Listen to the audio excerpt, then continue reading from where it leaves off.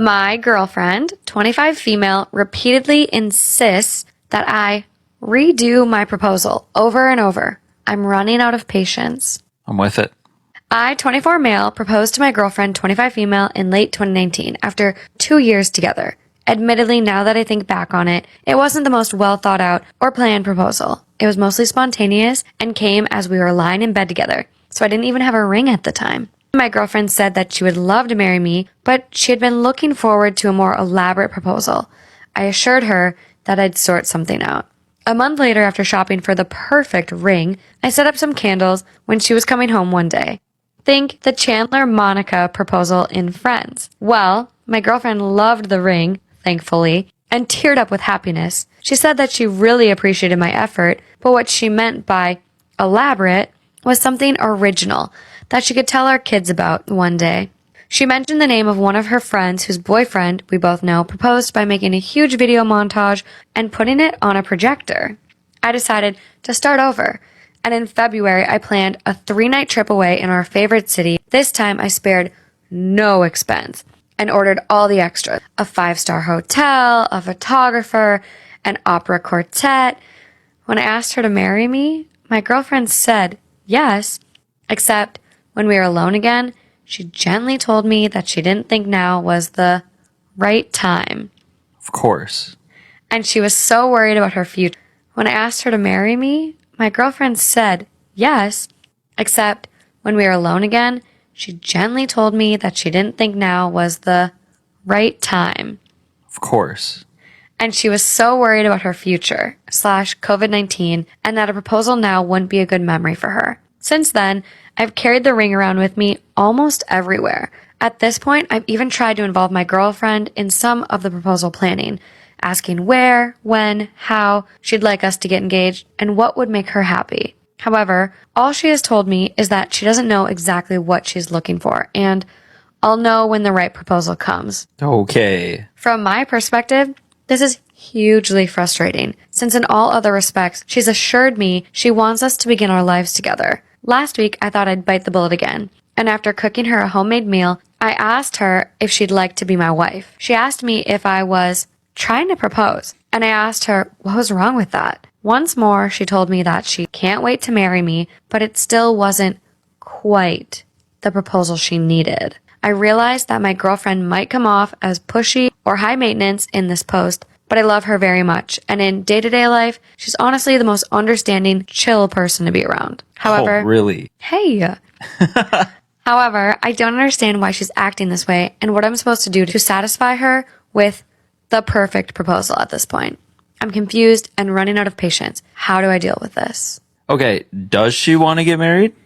Can she not wait? 69-year-old mother-in-law Sandra is a weird woman. She even refers to herself as that. She has random outbursts, hyperfixations, takes and struggles immensely with social cues. She hasn't been diagnosed with anything, so I won't speculate. When I first met my husband's family, I noticed that all of them except my husband made fun of Sandra and her quirks. For example, we were having dinner one night and my mother-in-law couldn't stop talking about flowers. She loves plants and nature and is super knowledgeable about it. My sister-in-law made a comment making fun of her and everybody at the table laughed about it. Sandra got extremely embarrassed and didn't talk for the rest of the night. This kind of behavior is normal in the family and I despise it. I get so angry whenever someone makes fun of Sandra because she's just a kind, lovely woman that I just can't fathom why they would do that. I've had a lot of conversations about this with my husband and even fights when he laughs about the jokes. We have a 15-year-old son named Alex, and my biggest fear is coming true. Alex has started to pick up on the behavior around him and has been laughing at Sandra. I've talked to him about why laughing at her is bullying and how that behavior is inappropriate, etc., but Alex doesn't seem to care. 2 weeks ago, we went to see Sandra. My brother and sister-in-law were there along with their families. Sandra looked very happy. While catching up, she randomly started clapping.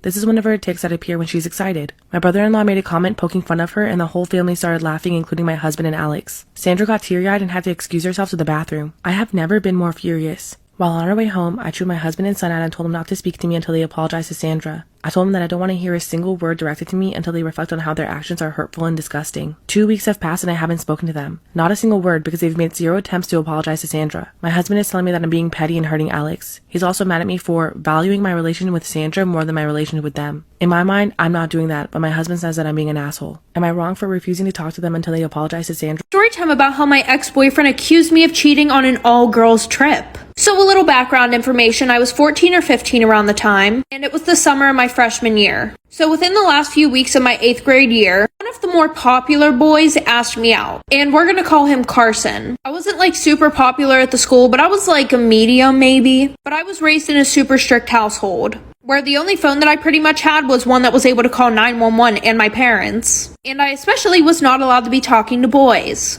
So Carson had the great idea of giving me his old phone, and throughout the summer I would text him on there. Well, I started to realize him getting really toxic. Anytime that he would see my Snapchat location change, he would be like, "Where are you going? Why didn't you tell me you were going here?" So I started distancing myself a little bit from him. Also because our relationship was just moving way too fast. Within the first month of us dating, he was talking about wanting to marry me. Like for part 2. Part 2 about how my ex-boyfriend accused me of cheating on him on an all-girls trip. So like I said, I started distancing myself from him because he became too attached and was just way too toxic. Well, I was also in a lot of clubs in school, and a few of them would require me to go on trips. Well, the one that I went on was an all-girls trip, and before I left, I texted Carson letting him know that I wouldn't have my phone all week. Well, on the last night of my trip, there was a girls and boys dance. There was like a group of boys from a different school that we were meeting up with, and I tried staying back at the cabin, but they wouldn't let me. So we started doing dances that required partners, so I was pretty much forced to dance with one of the boys. Well, when I came back home, I got 100 texts from Carson calling me a bunch of nasty names, and you can probably guess them. And somebody got a picture of me dancing with one of the boys, and Carson sent it to me and said, "We're done." So after that, I just ignored him. And then literally that night at 1 a.m., he was texting me saying, "I miss you, please come back to me," like for part 3.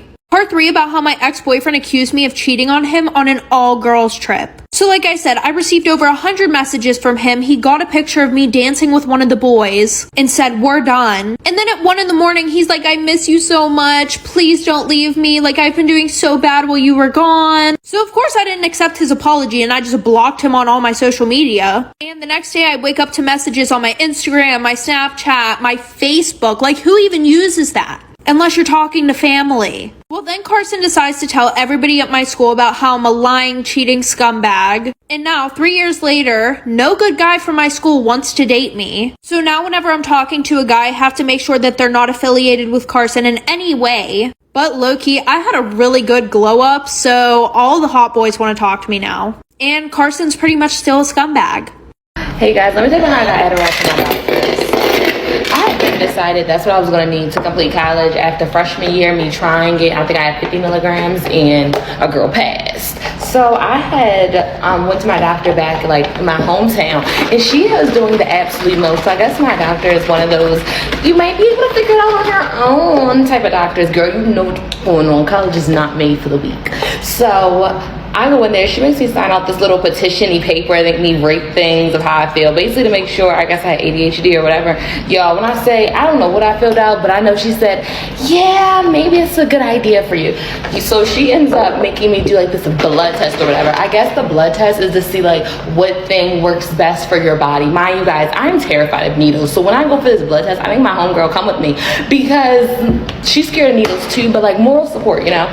So I go down there, letting them take my blood. I don't even know my blood type at this point. Like, I probably never got my blood taken as an adult right now, besides the Adderall. So they end up coming back. She ends up saying, yeah, we were gonna try you on this Recca, da-da-da. And I just start with an R, y'all.